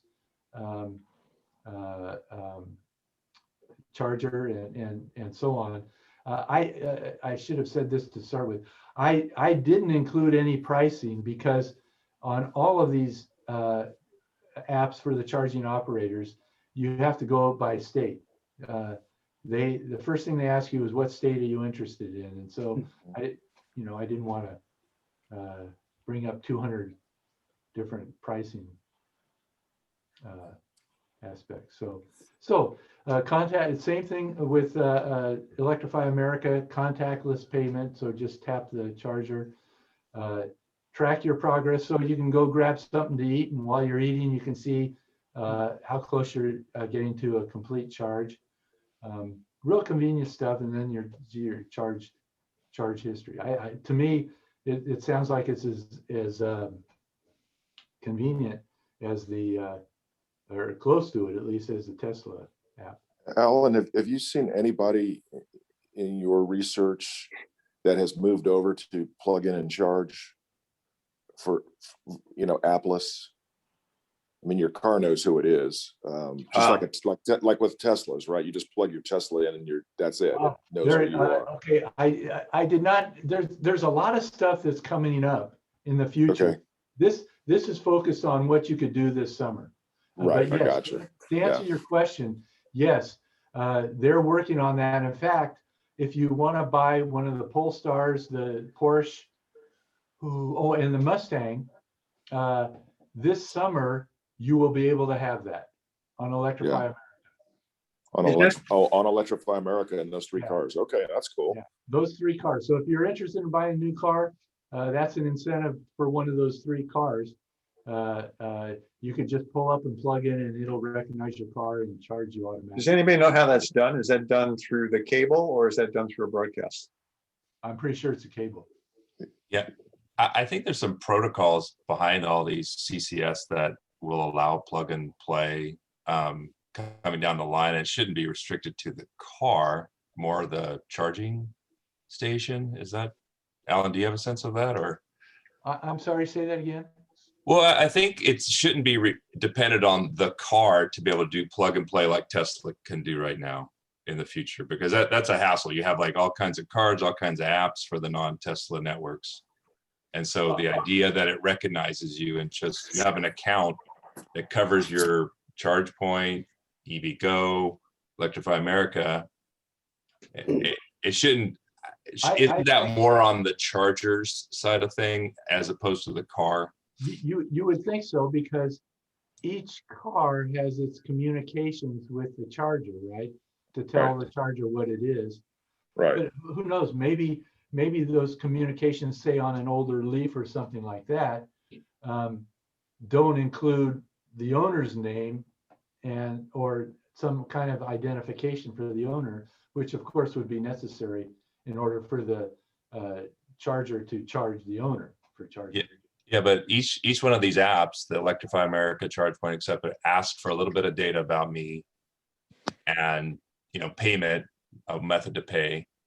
And so it recognizes me sort of when I log in and activate the charger already, but only for their charging network. So but as an example, those two tap contactless ones, Electrify America and ChargePoint, that's done through your phone to the charger, not through your car to the charger. Yeah. Wait, Caleb, So do you this know one's that- J1772 covers this? Yeah, so this is actually an ISO standard that has been developed for the communication, and it's ISO 15118, and you can look it up, and it's it really is just a way for your vehicle to identify itself against the charge station, and that's what it's both smarts on the car side and on the charger side that have to be. Is that incorporated in the J1772 or not?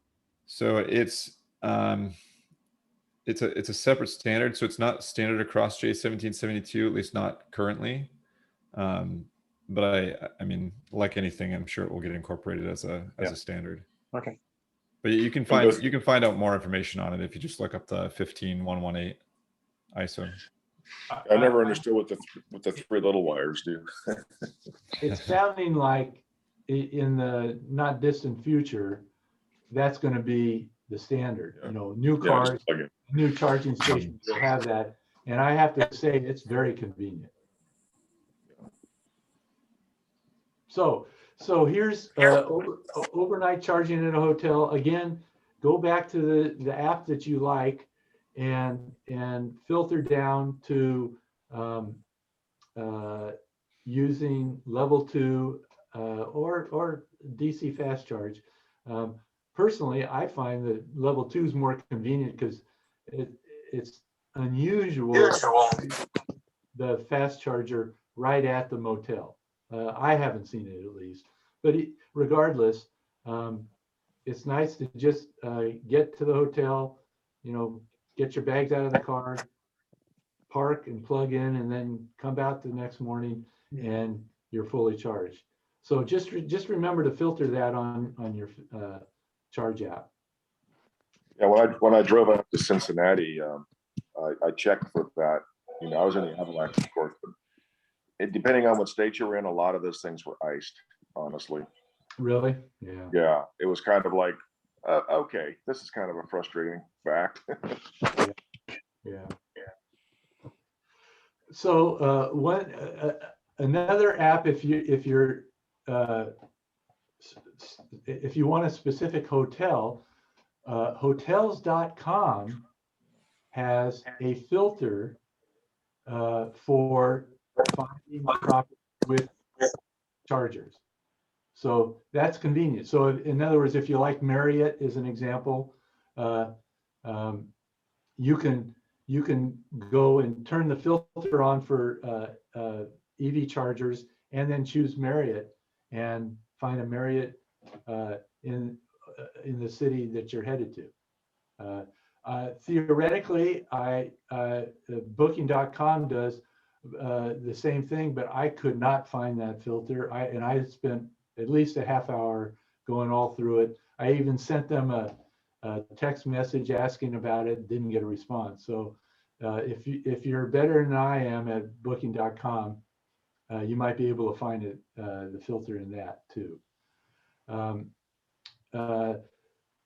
This r3charge.com is a website set up for booking motels with chargers.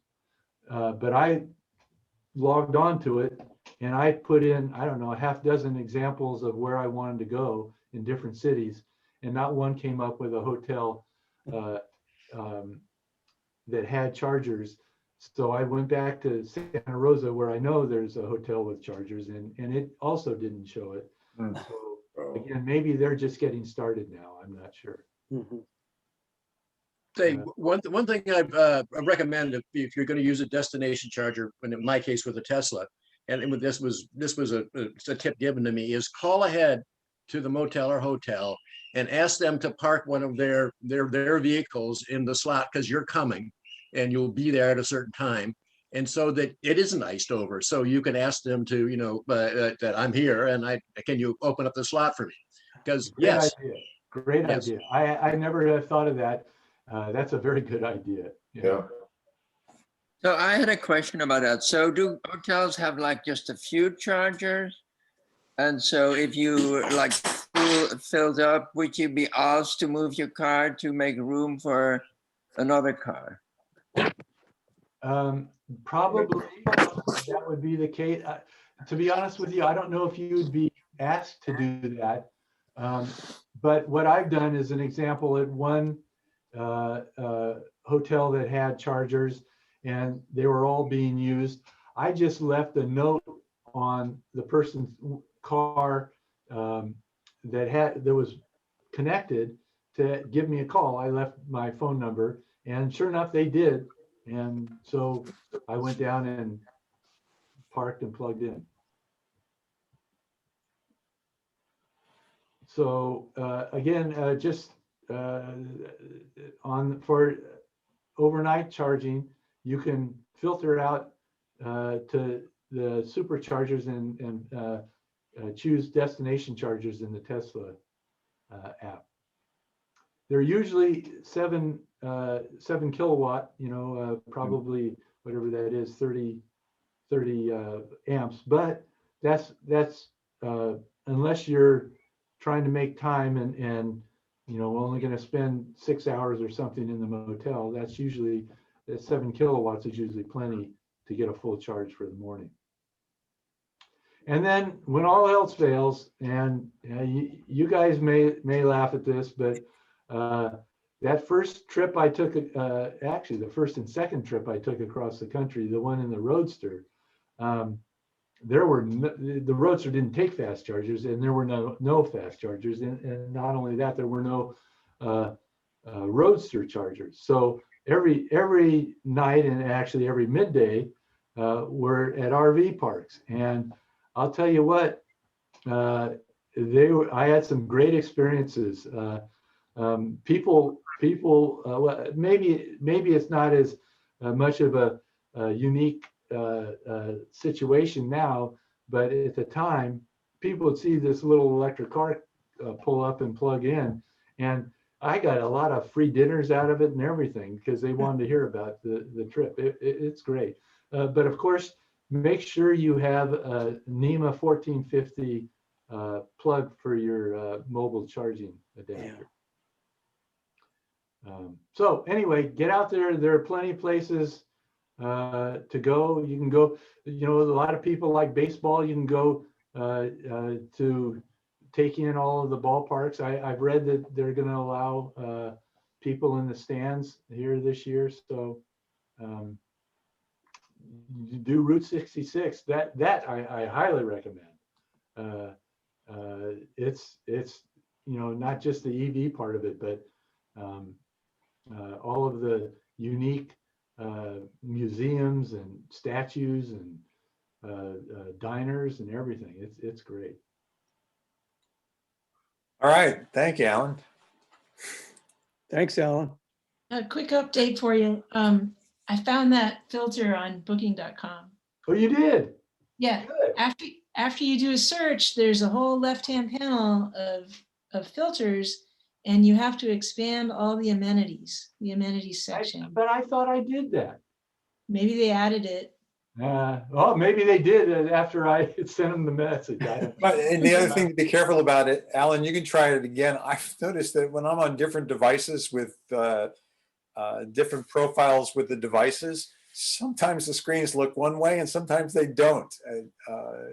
I find if I'm on the Mac versus the iPad, I actually have different capabilities. Yeah, okay, glad. Well, I'm glad you did that, Sonia. Yeah, I'm gonna check it out. I added some more cool links. This one is Sandy Munro is interviewing Musk, talking about his experience with the cars. And I actually sent this to some friends because Munro had gotten some earlier Model 3s, a shitty paint job, and the seats are uncomfortable. And then Musk is talking, but I got the later one. That's a great paint job, and wow, those seats are amazing. And Musk is talking about not the process of developing the cars, but the process of going into production. And he said, there is so much we change after we go in production. One of them that fascinated me was the paint job where, yeah, we take it out of the oven a little 30 seconds earlier. And so the paint sets better and blah, blah, blah, blah. I mean, you start to get a sense of what it takes to make a production vehicle. I left the link also here on the Tesla, a new battery format versus solid state and the promise of the two of those. Somebody's saying, hey, I don't think solid state's gonna be so great compared to what Tesla's gonna do. And then last, I put the link here for the StorageX series. I complained to them recently because one of the videos I wanted to see wasn't posted, and they showed me how to get to the, I think this is the YouTube posting that they have for all of these. So they have about 20 of these. And if you're interested in batteries or storage in general, I'll look at them. If you're interested in the grid, one of the most fascinating ones is, I don't know if I put this in the deck last time, was a plan for storing energy by piling up concrete blocks, 20 stories up. And it's fascinating. They're building them now. And what I thought was great about them, that particular scheme, was when you decommission a coal plant, they can take the sludge from the coal plants that it has piled up over the years as waste, make the concrete blocks out of that, place the entire storage mechanism there because the land is already allocated and zoned for energy, and it's connected to the grid with high capacity wires. So they're actually talking about throughout the world, citing these energy storage systems where coal power plants used to be. I thought that was a great system design. Anyway, I find those fascinating. Our next meeting is April the 10th. On April the 10th, I will be president, and Alan, sometime in the ensuing weeks, you'll have to get me navigated to set things up and get out to EAA and make things simpler. And we'll probably, Sonia will make you an admin as well on the EAA site.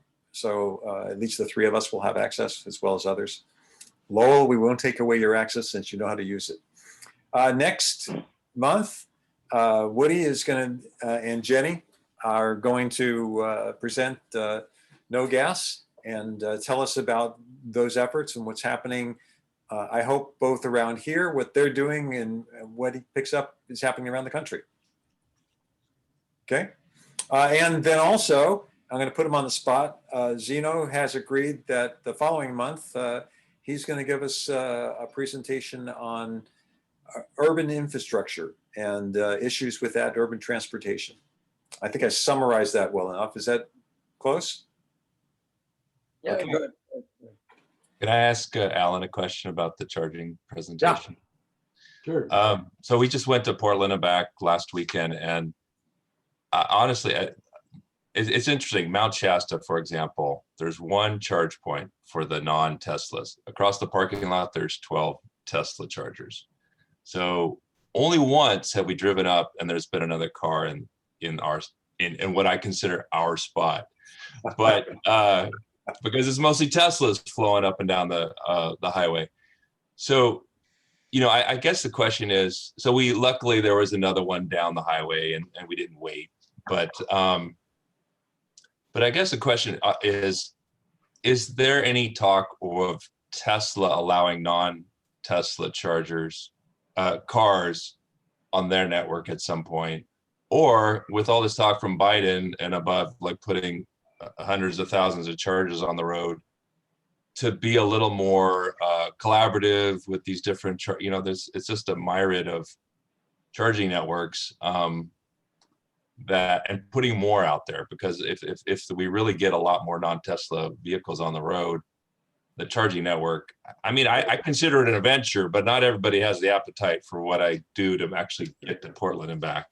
So what happened with Tesla was they came up with their standard. That's, they have this unique plug, right? And they came up with it, and they had meetings with GM and Ford, and this was back, what would it be, 8 years ago or 9 years ago, saying, hey, we're doing this. Do you want to partner up and make it a national standard and put in these stations all across the country? And at the time, GM and Ford said, no, not interested. Right. So Tesla went ahead and said, okay, forget you guys, we're going to do it ourselves. And they did. And unfortunately, so as far as I know, I haven't heard any talk since then, that at least any serious talk that Tesla is going to open up to non. Yeah, let me just point out, if you check the literature, you're going to find that there are devices that you can buy that are fairly expensive, like thousands of dollars, where you can do this. And the reason it costs so much, I believe, and I don't have expertise in it, I think there's a protocol difference. And when you're doing DC, you've got to negotiate the voltage as well. So that becomes more complicated. With the AC, we're already predetermined. We know what the voltage is going to be. And it's just the current and proximity that you have to deal with. But with DC, you've got to get the voltage right also when you're loading up. So that says that there's a lot more that needs to be done, both in the protocol and then determining what's going to happen with the voltage. So I think it's a technical problem, not just a philosophical or business problem. So the other bit of advice I talk to when I talk to people that have non-Teslas, and I'm surprised. I said, have you taken a road trip? And for a while, for me, when I first took a road trip, I went over to local Lucky's and tested out the fast charger to make sure I was going to work. Yeah. And get the card and the app and all that. And I would advise if they have a card, get the card, because sometimes the app isn't responsive. Although more of the chargers and the initial chargers didn't have a credit card option. Electrify America, I downloaded the new app, it got buggy, so I had to use a credit card. So you got to have like two choices or both choices, the app and the card, when you travel. And the other thing that doesn't show up on Plug Up Share that readily like a Tesla might is what's the station availability. But I will look to see what other comments people have left, to show that it's active and it's working. So you have confidence you can make it there and stop. So that's that's kind of good. And I'm sorry, I meant to cover this earlier. There are several other charging operators that are just small regional ones across the country that have DC fast chargers where, you know, you may pull up and you may have to phone them in order to get the charger to work and give them your credit card information. It's kind of crazy. And then the last thing I'll share is that you asked about cost. They charge per kilowatt hour now, which is good because that's, you charge for the amount of energy you get. The cheapest was a level 2 Blink at an IKEA in Portland for 19 cents a kilowatt hour. The most expensive was 43 cents a kilowatt hour with Electrify America. So, and honestly, that seems like a lot, but hey, I don't care. I mean, it gets me where I need to go. So, but they're at least charging per kilowatt hour, whereas before they're doing per time, and it could, the speeds could be different. So at least they're being honest about charging you per the energy you get. So that's a little bit of a change. Yeah, they do have a product called the Tesla Tap that allows non-Teslas to use Tesla chargers, not superchargers, because those take a proprietary code back and forth to Tesla. But if you go to a destination charger at a hotel for Tesla and they show up, then you can use a Tesla Tap. And if you buy one, they're like $200. You get the US made one, not the guys in California that makes them. But then you can use a Tesla destination charger. Which is a good idea for a road trip. Yeah. All right, everybody. We did pretty good doing the 2 hours this time instead of 2 hours and 30 minutes. And Alan, thank you for the presentation and perfect timing. Yeah. See you all in a month. All right. Thank you. All right. Good luck. Be safe, Bye-bye. get vaccinated. Bye. Thanks. Oh, well. Thanks, Jerry.